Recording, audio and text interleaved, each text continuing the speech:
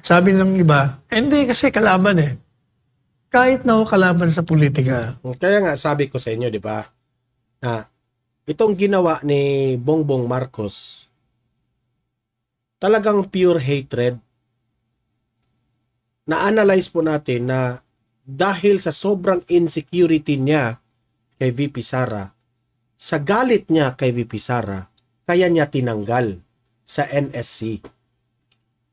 Kasi po, damay nadamay yung mga ex-presidents eh. Which is hindi po tama. Kasi itong mga ex-presidents na ito, pwede kasi itong tutulong kay Bongbong Marcos if ang ating bansa ay nasa crisis. According sa ating source, breaking news. Gusto ni Lisa Tanas, gusto ng Bangag Administration na i-assassinate si Inday Sara. Breaking news. Ipapagurgor literal si Inday Sara. Kaya Inday, kung nakikinig ka palangga, ang mga staff ni Inday, be careful. Pero dahil nga, this is in connection. Dahil nakikita nilang may nagsasalita na sa kay Inday, you guys, people from all over the world, OFW, immigrants, or whoever you are, sabayan natin to. Ang January 13 event dyan sa Pilipinas. Kung meron ditong taga LA, Southern California, i-comment nyo dyan, mag-email kayo sa akin. Kung gusto nyo, mag-gather tayo, depende kung ilan tayo, sabayan natin to. To show support, not for Inday Sara, but to show support to the whole world, to the whole Filipino, sa buong Pilipinas, sa lahat ng Pilipino, na ang bangag na ito gugurgurin. At itong breaking news nito, Inday, breaking news, ipapagurgur ka. Dahil hindi na nila kaya, ayaw nilang maupo ka. Dahil masisilip lahat yung mga pinag-uusapan natin dito, mga expose ni Atty. Vic Rodriguez, nandito lahat, kung may libro kayong ganito, yun, mababasa nyo lahat dyan. Samot-sari, hindi na kaya ni Bangag. Nabubuang na siya. Kaya nga pumausap siya ng ambassador. At itong mga taong mga negosyante na nakakausap ko na hindi nakakadikit kila Bangag, pinagsisikil sila. Tinatakot sila the moment na may nakitang posting. Actually, nasabi ko na to, kunyari si business owner A, mag-post ng laban kay Marcos, papasilip agad, ipapatrace nila kung sino itong personalidad na ito, papasilip nila sa BIR at kung ano pa tatamnan ng fabricated cases, crime, or whatsoever. Kailangan nyo ipakala to, papatayin, gugurgurin si Sara according to her. So sabi ko nga, wala itong pinagkaiba. Ako assassins, 3 ang pinadala nilang gugurgur sa akin. At darating ang panahon, tatayuan ito ng taong nagsabi sa akin. Very prominent din ang taong ito. Pinag-ingat ako. At isa dito si Atty. Glenn Chong. Ang balita naman ni Atty. Glenn Chong, bago ito yung 3 assassins na to, that was first quarter of the year, itong 2024, ang sabi sa akin, mag-ingat ka. Dahil pinaproject, tinatarget ka. Magkaibang tao, ipapagurgur ako. Diba? Dumating nga sila sa point, nilapastangan nila, ina-abuse nila ang legal system even here sa Amerika. Diba yung fourth case ko ay si Elizalde-Co. No less than the chairman of the General Appropriations in the Philippines, yung may hawak ng budget. Sabi ni Inday, 2 lang may hawak ng budget ng bayan, ang pera ng bayan si Tambalosos at si Zaldico. Nag-file ng case sa akin. So ngayon, dahil hindi nila ako mahunting, hinahunting nila yung bahay ko para i-serve yung summon. Dahil hindi nila ako mahunting, dahil mga pinuntahan nila, mga bogus na address o yung mga previous address ko, ganyan-ganyan. So, ginag-hire sila ng private investigator. So, I talked to my lawyer. Sabi ko ng ganon, is that legal here in the States? Yes, sabi niya, ginagawa namin yan para i-serve yung summon. Pero sabi ko sa kanya, bakit kailangan nila mag-hire ng private investigator? In the first place, alam ni Zaldico, dahil si Zaldico ay proxy ni Lisa yan, na-serve nila yung 1, 2, 3. Okay, yung 3 summon kay Robles, yung 2 designer, through my lawyer. Pero bakit sila nag-hire ng private investigator, which is legal, nakuha nila information ng car, pero mali yung iba and everything. Ngayon, ang sabi ko dun sa lawyer ko, ikaw ba as a lawyer, isi-share mo ba yung information na makukuha mo? Sabi niya, like sa isang tao, sa kliyente mo, or dun sa kliyente mo. Sabi niya, legally, no. Sabi niya, hindi namin sinishare yan. Magkakaroon sila ng dyan. Ma-implicate sila for whatever kaso, di ba? Kasi dinidisclose nila yung information ng kanilang kliyente. Pero ang sabi niya sa akin, pero pwede yan i-share ng lawyer kung gusto niya. Pero dapat, hindi nila i-share ang information mo kasi mapapahamak ka. Sabi ganon, alam nila na meron kang death threat at report mo na ngayon sa FBI, ganyan-ganyan, ganon-ganon. So ngayon, ang nakikita ako dito, nag-hire sila ng private investigator which is legal to serve the summon, pero mga palangga, kung gagamitin yung utak ko, may mga lawyers dito, Available online yung mga kaso. Ang nakikita nila kung sino yung lawyer ko doon. I have 1, 2, 3 lawyers, 3 different law firms na nag-represent sa akin for those cases. O, di ba, sosyal? Akala kasi ni Lisa Tanas, hindi ko kaya mag-hire ng lawyer. Yun ang akala niya. Kasi ang gusto nila doon, ma-default. Para panalo sila, oh, default, walang pera si Marlica. Which wala naman talaga akong pera. Yan ang katotohanan. Kaso lang, hindi nila na-anticipate kung ano ang pinaghandaan ko at ano ang kaya kong gawin. Bakit totoo kinukwento? Kaya yung ginawa nila, gusto nilang malaman yung whereabouts. Kasi papatayin ako ng mga to. Kaya nung sinabi sa atin na breaking news, nagugurgurin si Inday. Pero pinag-iingat naman natin si Inday. Pero ito, according to our source, destined to gurgur sila ngayon. Kasi wala silang gusto, kailangan daw burahin si Inday sa mapa. Kasi siya yung next eh. Siya yung next in line. The moment na atakihin si Bangag, kung ano man ang mangyari sa kanya, mag-alsa ang mga brusko o kung ano man, wala pong iba kundi si Inday Sara. Unless kung mayroong twist of fate or whatever. Pero ngayon, Office of the Vice President, mag-ingat kayong lahat. Ingatan nyo si Inday. Kung meron lang akong pera, bibili ako ng sinakyan ni Santo Papa, doon ko isasakay si Inday. Yung bulletproof, di ba, yun ang pangarap ko. Yung karwahe ni Santo Papa noong 1995, di ba, na pumunta dyan sa Pilipinas, ilalagay ko sa dyan, poprotektahan ninyo. Although, even last year, di ba, may mga pasari na si Inday, gusto nila akong gurgurin, pero hindi sila nagtagumpay. Tinanggalan ng mga security details si Inday, di ba? Na-apekto. Kasi yan ang target ng mga bangag. Gurgurin si Inday. God forbid, sana Lord, wag mo itong pahintulutan. Ito for the heck of this, Kung magurgur si Inday, imbestigahan. Gano'n na lang, for imbestigahan. Yung mga motherhood statement, di ba, uy, kami nalulungkot, burado na. Hindi na natin maibabalik yung buhay niya. It's the same thing pag namatay ako. Pag nagurgur nila ako, malulungkot lang kayo. Nagtagumpay sila, Marlica, I miss you, die, ganito, ganyan. Then, that's the end of my life. That's the end of my story. Pero hindi natin iaalaw na gugurgurin tayo. Kaya nga, alam ko, ang ginagawa nila, na pag hinahunting nila ako, nahihirapan sila na huntingin ako dito sa Amerika. Pero kaya nila akong huntingin. Kasi may mga mercenary yan eh. Yung mga yan. Magaling, eksperto yan sila, bangag.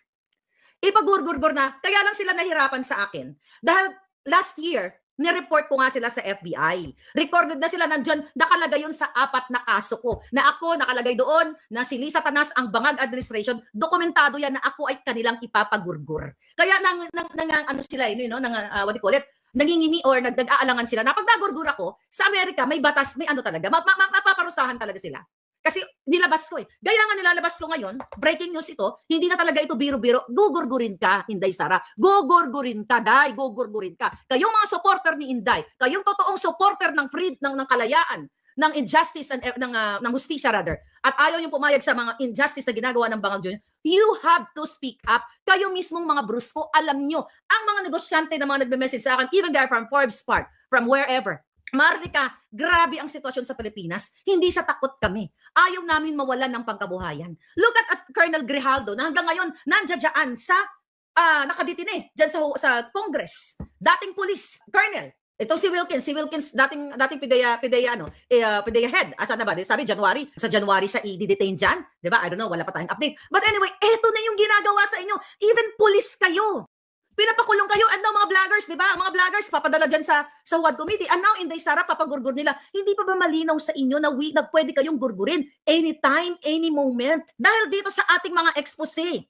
Sec Benny, unahin lang po namin tong COA report. Inyo na ho ba itong nalaman na meron lang po na napansin ang mga COA auditors na meron pong ilan na nagdoble-doble po ng pagkuha ng benepisyo sa tupad, gayong sa loob ng 1 taon, ang iba daw po nakadalawa, nakatatlo, na pareho po lamang yung mga pangalan, ang iba ho naman daw ho ay nagpapalit lamang po ng mga apelyido pero pare-parehong tao. Opo, Ted, nakarating po sa akin yung informasyon at antimano, ang akin pong dagliang naging aksyon, nagbigay po tayo ng direktiba sa lahat ng mga regional offices at ang atin pong field offices na tiyakin ang strict implementation po ng guidelines ng tupad. Yan pong nabanggit ninyo na COA finding, lagi po namin siniseryoso ano man po ang lumalabas na findings ng COA. At ang involved po rito ay 2 rehiyon.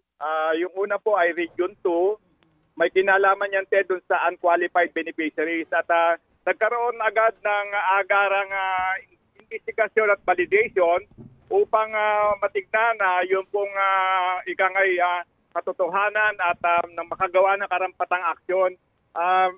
Nakapagsagawa na po ng verifikasyon, validation na humigit kumulang mga 200 benepisyaryo at medyo maayos naman po yung naging resulta. Subalit may hindi po ito kagad na ipagpatuloy para po dun sa kabuuan dahil 4 na sunod-sunod na bagyo po yung tumama dun sa region. Medyo na antala po yung aming validation. Pero tinatapos na po upang sa ganun anuman pong tamang hakbangin. Meron pong dapat managutan. Bagamat yan po sasabihin natin na maliit na bilang kung ikukumpara sa kabuuan ng mga naserbisyuhan ng tupad program, mahalaga po sa amin na maisaayos.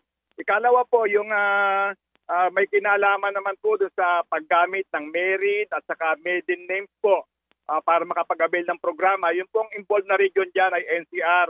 Patay po doon sa investigasyon na huling na ipaabot sa akin, meron na pong nabigyan ng direktiba na nakapag-refund doon po sa amount na ikangay bumubuo doon sa mga nakinabang ng 2 beses. So yun po yung latest na update ko dyan. Yung pong ang napansin po kung bakit nagkaroon nga nung yung nabanggit ninyo, yung double availment, binigyan po natin na mahigpit na tagubilin ng atin pong IT unit at saka yung field officers na tignan na maglagay po ng additional na sistema o measures para mo maiwasan yung mga kahalintulad na pangyayari at nang sa ganun naman hindi po masalaula yung magandang pagpapatupad ng programa. Sec Benny, para lang mas klaro po ang ating pag-uusap sa tupad program na ito, ano ba ho ang basic dito po na mga pangangailangan? Sino ho ang naghahanda ng qualified beneficiary?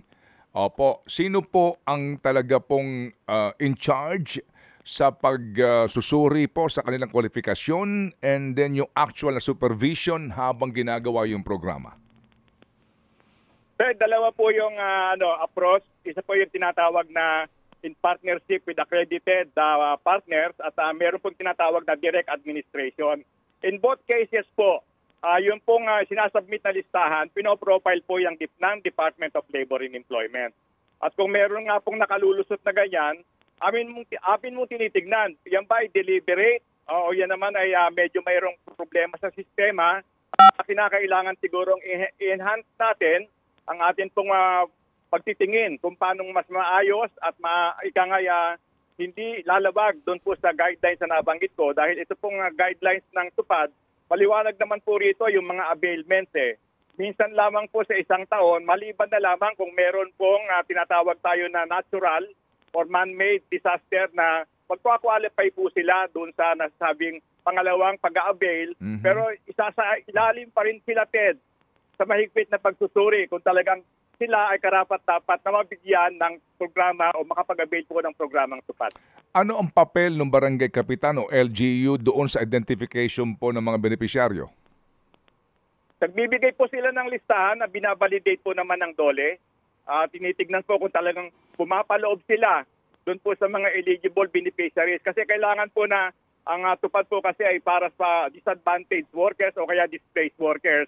Kaya yun po ang mga tinitignan ng atin pong DOLE personnel para matiyak na maayos po yung pagpapatupad ng programa. Hindi ho ba itong tupad na ito ay ipinanganak sa panahon ng pandemya?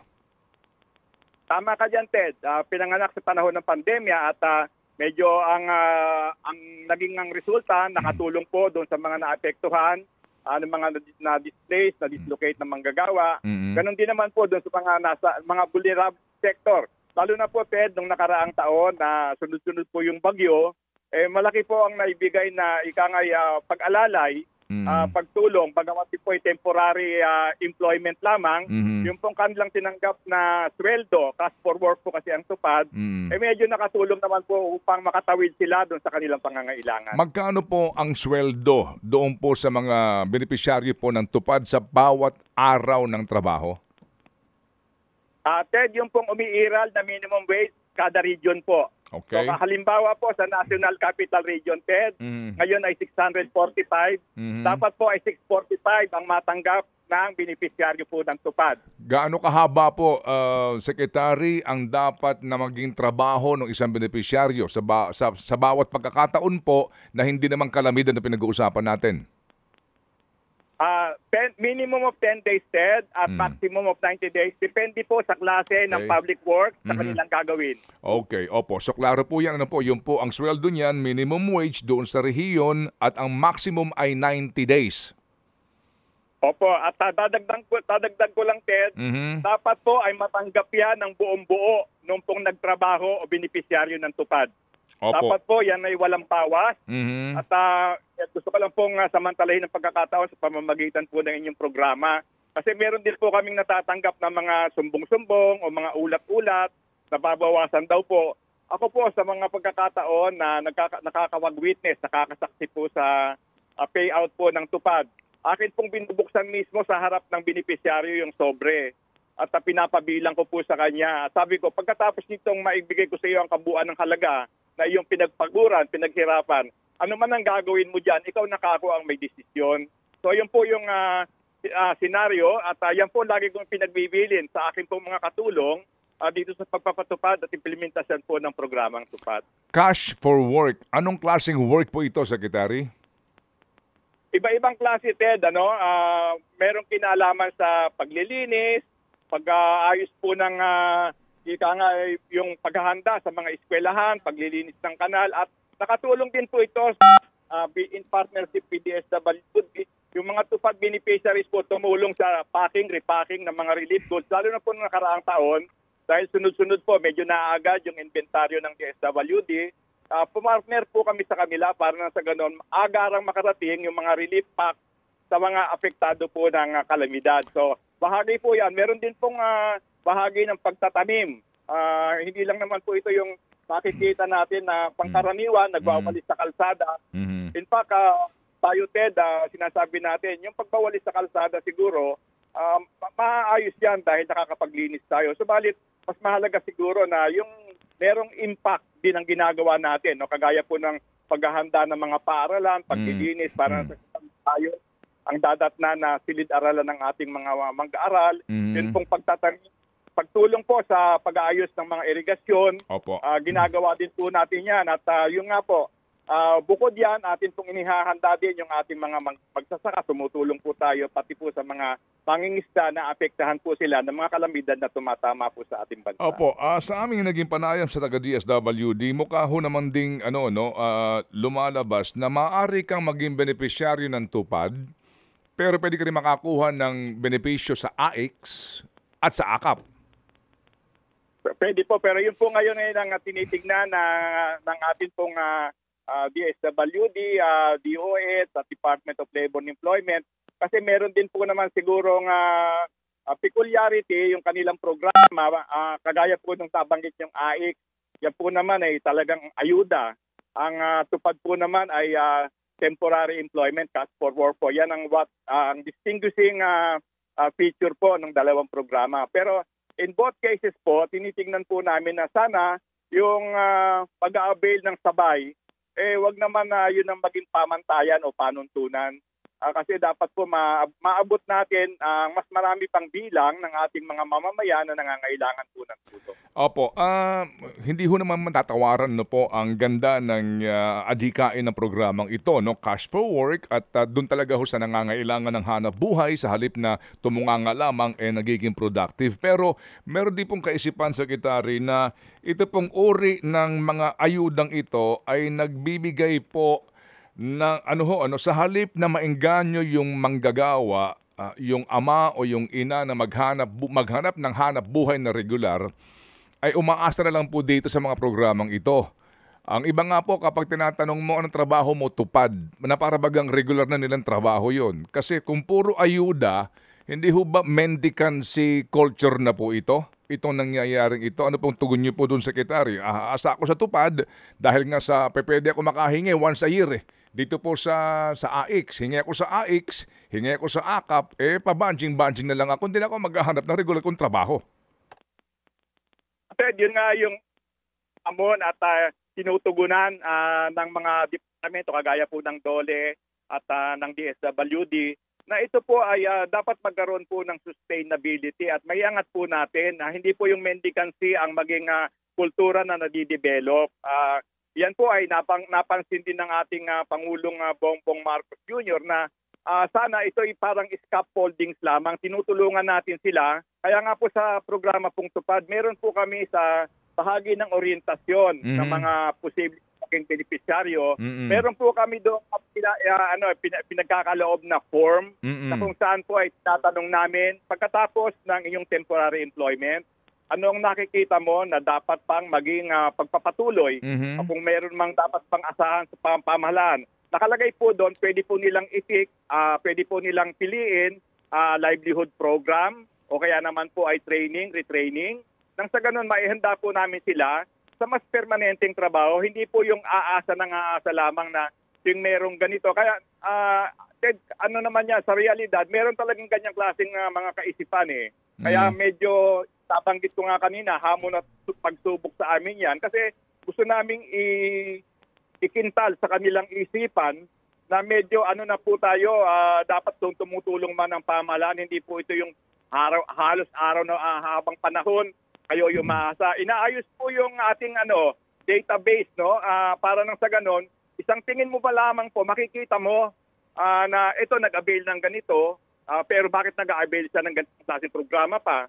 So ginagawa po yan sa pagkasalukuyan ng pamahalaan kasi tumutugon po kami doon sa inyong mga pinapaabot sa amin na pwede pong maging batayan ng improvement o kaya naman dapat aksyonan dahil naabos yung programa, Ted. Hindi po kami hihinturian na yung sistema talagang hindi man po maging perfect, mabawasan po talaga yung mga findings ng COA na ganyan. Kasi, Ted, alam mo, sa bahagi po ng Department of Labor and Employment, hindi naman sa nagmamayabang o nagmamalaki. Sa loob po ng 2 lumipas na taon, kami po ay awardee as a standing accounting office ng Association of Government Accountants of the Philippines. At bahagi din po ng aming pamantayan kung nagagawa namin ang tungkulin namin ng tama, yung pong pagkakaloob sa amin ng COA ng unmodified opinion. Yun po ay 2 sunod na taon na naipagkaloob sa amin. At gusto namin po na tuloy-tuloy namin magawa yun. At mangyayari lang po yan kung maayos po namin ang implementasyon ng mga programa. Singit lang ako bago po si Chacha. Yung pong kapag 4-piece beneficiary ka, di ba pwede ka pa rin magtupad, ano?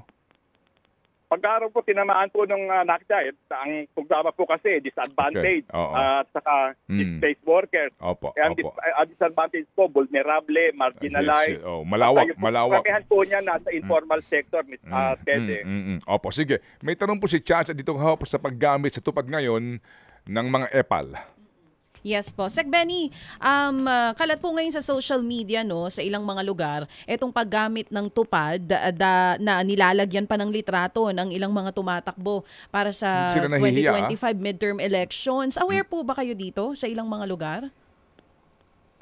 Yung pong sinasabi niyo, hindi lang po yan ngayon. Nung mga nakalipas na panahon, meron pong ganyang klase mga paabot pasabi at saka mga binabanggit. So ina-actionan po namin yan. At alam naman siguro din ni Ted kano ang challenge para po sa mga implementor, sa mga programa pamahalaan. Hindi po namin siguro pwedeng tuwiran o tahasang sabihin, huwag kayong magpakita dito sa aming ginagawang programa. Alam naman ni ang reality riyan. Subalit, gusto ko lang pong tiyakin na ginagawa po namin ang aming tungkulin, pinapaabot namin sa mga beneficiaryo, ito po ay programa ng gobyerno na hindi po kailangan ng padrino. Sabi niyo po, Opo, hindi kailangan ng padrino. Yes po, Sec Benny. Sabi niyo Opo.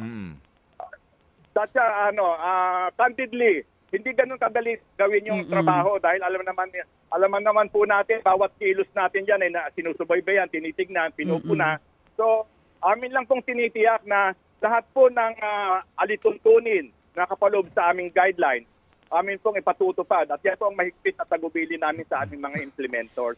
Alam po namin na sila ay nasa-subject sa mga iba-ibang klase ng pagsubok o kaya naman yung mga sitwasyon na medyo minsan nakapapagpahirap sa implementasyon. Paano kaya ito, Sec? Paano kaya ito? May post po si Lucky Manzano. Si Lucky Manzano ba ang nag-post yan? Kay Lucky Manzano na post po ito. Opo. At dito po sa post nito, basahin mong, paano kaya yan, Sec? Si Lucky Manzano, kandidato po sa pagka-vice governor, si Vilma Santos po, hindi ho ba, sa pagka-gobernador, tapos yung congressman, yung anak niya naman bunso, si Ralph Recto, nandun din yung muka doon sa sinasabing post na ito mismo. Ano nakalagay dyan? Tupad?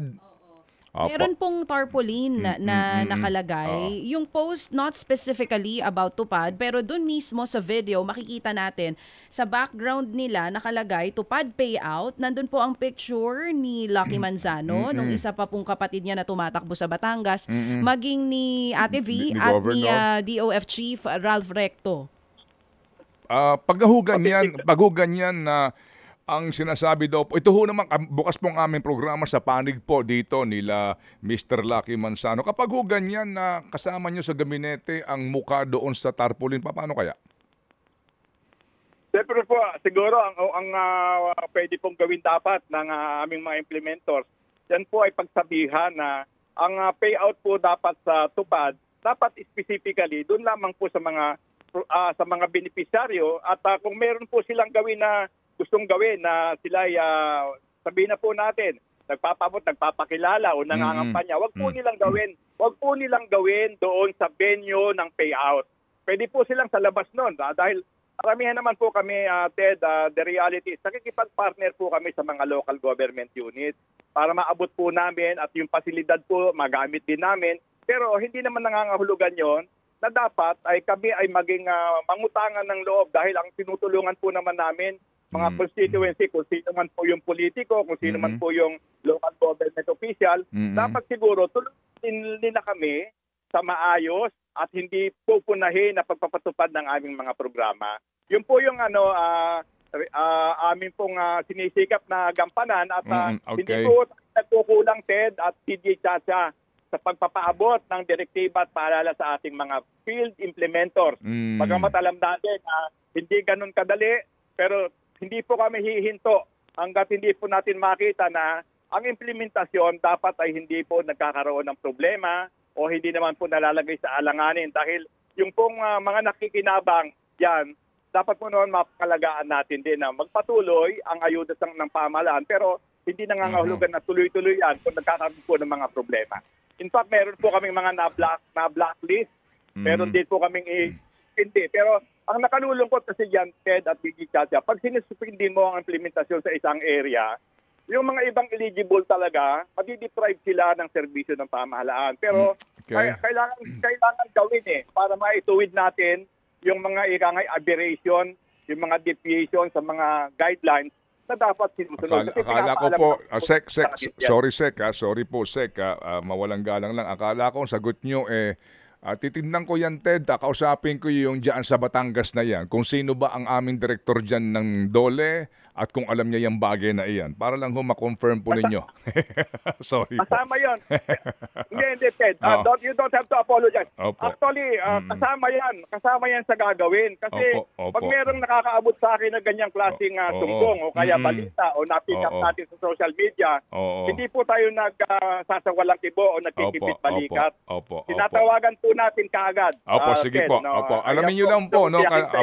Kasi nga, sabi ko nga, bukas ang aming programa, para po dito. Sino nag-post yan? Again, di ba follower ka niya? Sa Instagram account ni Luis Manzano na i-post. Ayan. Na-i-post niya. So, actually, yun ngang post mismo, no, Sek, hindi siya tungkol sa Tupad, pero sa video mismo, makikita natin yung tarpaulin, nandoon po yung nakalagay, Tupad payout, together with their family picture. So, Sek Benny, ngayon na alam nyo na, sa mga ganitong pagkakataon, talagang rerekta po kayo para sabihan sila na mali yan? Kayo na pong magsasabi nun sa kanila? Sabihan po na, in fact, bago pa tayo nagkaroon po ng ganitong klaseng panayam o talakayan, nakaraang taon, ganyan na po ang direktiba dapat sabihan natin sila. Pero medyo, siyempre, pagdating po sa field, pero mga magagaling po, may maabilidad, maglagay ng litrato. Pero pinagbabawal po namin yan na sana wag gawin. Opo. Naintindihan ko naman yun kung ikaw si direktor at ikaw magpe-payout pagkatapos sinabihan ka nitong mga nasa posisyon o makapangyarihang mga tao doon sa lugar. Sino ka ba naman para tumanggi, di ba? Naiipit sila. Anyway, sige po, so asahan po namin ang inyong aksyon. Sa panghuli lang po, Secretary, nung pong ating huling panayam, nabanggit ko nga po sa inyo na kayo po isa sa mga board members ng PhilHealth, di ba? Okay. Yes, tama ka dyan, Ted. Opo. Ngayon po, nabanggit nyo rin po na dahil marami kayong trabaho, meron po kayong inaatasan na umupo doon sa board bilang kinatawan po ninyo, di po ba? No? Okay. Ah, Tama yan, Ted. Tama. Opo. Sir, alam niyo na ho bang ito na kasama kayo ha sa mga sinasabi daw po na mayroong criminal liability dito po sa naging report nga po ng Investigation Division po ng NPC, National Privacy Commission, Complaints and Investigation Division, kung saan po ang pinag-uugatan nito ay yung po nangyaring hacking noong pong September 22 ng 2023, kung saan po naglabas na ng resolusyon September 4, 2024, at sinasabi po na meron pong kapabayaan na nangyari, kaya po ngayon obligado po ang PhilHealth na magbayad ng higit sa 4 billion na penalties plus yung pong gastos doon po sa pagpapaabiso sa 4.2 members po na nakompromiso po ang kanilang data. Ito ba ay alam niya ho ninyo na desisyon? Wala pa akong ganyang updated na impormasyon, Ted. At maraming salamat sa iyong pagpapaabot. Para ngayon sa aking pagdating sa opisina, agad ko pong ipapatawag yung aking kinatawan upang bigyan ako ng pinakahuling update. May kinalaman sa usapin, may kinalaman niya sa hacking na nabanggit mo. Opo, sige po. Kasi sir, wala ba kayo talagang balak umupo sa actual board meeting ho nito? Kasi sa lumalaki pong kontrobersya involving PhilHealth, bilang labor secretary nga, nakaupo kayo sa board at dito po sa isyong ito, mukhang tayong mga miyembro ho mag-aambag-ambagan sa mga penalties na ito, pati ho yung gastusin doon sa pagpapadala ho lamang ng notice sa mga apektadong members. Ted, meron na po akong desisyon na uupo po ako sa pagpupulong po ng board upang nang sa ganon, personal at direkta ho ako makapagbigay ng aking posisyon may kinalaman po sa anumang issue o anumang agenda items na tatalakayin sa nasabing board. Ay, salamat po na marami, Sek, kasi bilang kinatawan po ng labor, manggagawa din po naman po kami. Baka pwede marinig po ang ating boses dito kasi mahalaga din po na mabasa nyo nga po bilang isang abogado rin yung decision. Bagamat hindi pa ito final na naman kasi nga subject po ito sa mga apilang mangyayari pa. Pero basically po, ang sinasabi dito, yung 42 million na mga members po na nakompromiso ang datos, ha? Ang sinasabi po dito, kinakailangan daw abisuhan silang lahat sa pamamagitan po ng Koreo dito po sa nangyaring pagkompromiso ng aming mga datos. Doon pa lang po sa kwentada kung magkano gastos dito, halos kalahating bilyon na. Obligado po ang PhilHealth na gumastos dito. So ibig sabihin po, dahil sa kapabayaan nitong pinuno ng PhilHealth, kaya po nangyaring hacking na ito, tayo na naman mga miyembro mag-aabono dito. Yes, Ted. At ayang usapin na yan talagang mahalaga at seryoso sa atin. Kaya yung nabanggit ko kanina, aking pong ipapaabot sa inyo sa pamamagitan na rin po ng inyong programa na tayo po ay personal na uupo dun sa susunod na pagpupulong ng PhilHealth. At kung meron man pong ibang mga schedule, akin pong isa-isantay at akin pong uunahin. Bibigyan po ng priority yung pag-upo. Ay, salamat po, Secretary. Kami po lubos na nagpapasalamat po dahil kumontak na po kami sa PhilHealth mismo. Sumulat na kami dyan. Di kami pinapansin. Kailangan pati ho yung kinatawan actually ng mga manggagawa din dyan. Tahimik na tahimik. Hindi ho kami makakuha po ng access. So baka ho naman sa pamamagitan po ninyo, Secretary, ay malaman po natin kung ano po ang inyong pag-uusapan dyan at ano ang inyong gagawin dito po sa kapabayaan na ito. Sec Benny, salamat na marami, sir, sa ulitin po. Ted, pwede bang makahiling sa iyo na ano man po yung sulat na inyong pinadala? Kung pwede po ba akong mabigyan ng kopya? Ay, opo. Mapadala po sa akin tanggapan at na hanggang sa ngayon ay hindi ina-actionan o hindi binibigyan ng tugon. Kung ang tugon man ay hindi satisfactorily o kaya naman dapat siguro ay tinutugon din, binibigyan po ng kasagutan. Nang sa ganon magkaroon po ng patuloy na ugnayan, makita ano bang talagang dapat na nangyayari, ano bang katotohanan sa mga usapin na ito. Yun lang siguro ang aking gustong hilingin sa iyo, padala sa akin yung listahan, yung mga liham o yung mga pinaabot mo na komunikasyon na hanggang ngayon ay hindi po nagkakaroon ng tugon. Opo, sulat po namin yun tungkol doon sa naging board discussion, sa desisyon na ibigay po yung 89 billion na pera ng PhilHealth dito po naman sa gobyerno. Yung po ang tema ng sulat. Pero wag ko kayo mag-alala. Amin din pong sa inyo ipapasa yung desisyon mismo ng National Privacy Commission kung wala pa kayong kopya.